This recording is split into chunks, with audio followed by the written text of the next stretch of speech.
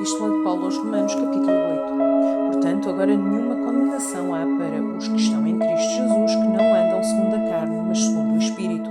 Porque a lei do Espírito de vida em Cristo Jesus me livrou da lei do pecado e da morte. Porquanto que era impossível à lei, visto como estava enferma pela carne, Deus enviando o seu Filho em semelhança da carne do pecado, pelo pecado condenou o pecado da carne, para que a justiça da lei se cumprisse em nós, que não andamos segundo a carne, mas segundo o Espírito.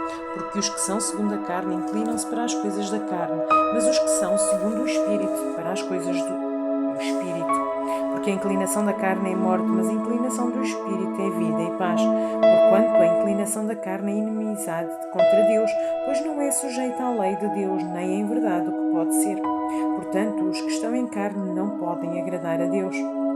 Vós, porém, não estáis na carne, mas no Espírito, se é que o Espírito de Deus habita em vós.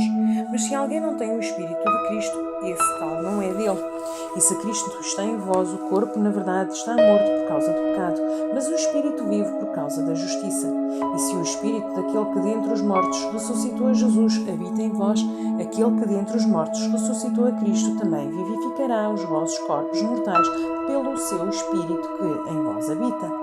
De maneira que, irmãos, somos devedores não à carne, para viver segundo a carne, porque se viverdes segundo a carne, morrereis, mas se pelo Espírito mortificardes as obras do corpo, vivereis. Porque todos os que são guiados pelo Espírito de Deus, esses são filhos de Deus. Porque não recebestes o espírito de escravidão para outra vez estardes em temor, mas recebestes o espírito de adoção de filhos, pelo qual chamamos Abba, Pai. O próprio Espírito testifica com o nosso espírito que somos filhos de Deus. E se nós somos filhos, somos logo herdeiros também, verdadeiramente herdeiros de Deus e co-herdeiros de Cristo, se é certo que com Ele padeceremos, para que também com Ele sejamos glorificados. Porque para mim tenho por certo que as aflições deste tempo presente não são para comparar com a glória que em nós há de ser revelada. Porque a ardente expectação da criatura espera a manifestação dos filhos de Deus.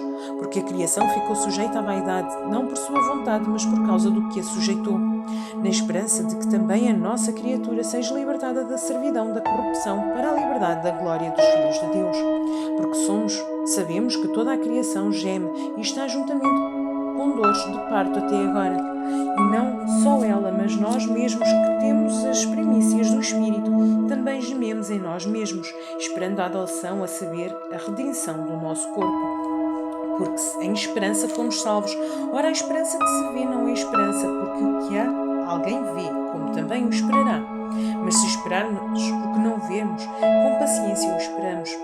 E da mesma maneira também o Espírito ajuda as nossas fraquezas, porque não sabemos o que havemos de pedir como convém, mas o mesmo Espírito intercede por nós com gemidos inexprimíveis. E aquele que examina o coração sabe qual é a intenção do Espírito, e é ele que, segundo Deus, intercede pelos santos. E sabemos que todas as coisas contribuem juntamente para o bem daqueles que amam a Deus, daqueles que são chamados segundo o seu propósito.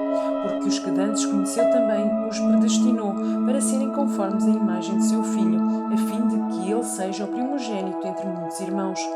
E aos que predestinou, a estes também chamou, e aos que chamou, a estes também justificou, e aos que justificou, a estes também glorificou. Que dizemos, pois, a estas coisas? Se Deus é por nós, quem será contra nós? Aquele que nem mesmo o seu próprio Filho poupou, antes o entregou por todos nós, como não dará também com ele todas as coisas? Quem tentará acusação contra os escolhidos de Deus? É Deus quem o justifica. Quem é que condena? Pois é Cristo quem morreu, ou antes, quem ressuscitou dentre os mortos, o qual está à direita de Deus e o que também intercede por nós. Quem nos separará do amor de Cristo? A tribulação, ou a angústia, ou a perseguição, ou a fome, ou a nudez, ou o perigo, ou a espada. Como está escrito, por amor de ti somos entregues à morte todo o dia, somos reputados como ovelhas para o matadouro. Mas em todas estas coisas somos mais do que vencedores por aquele que nos amou. Porque estou certo que nem a morte, nem a vida, nem os anjos, nem os principados, nem as potestades, nem o presente, nem o porvir, nem a altura, nem a profundidade, nem alguma outra criatura nos poderá separar do amor de Deus que está em Cristo Jesus, nosso Senhor.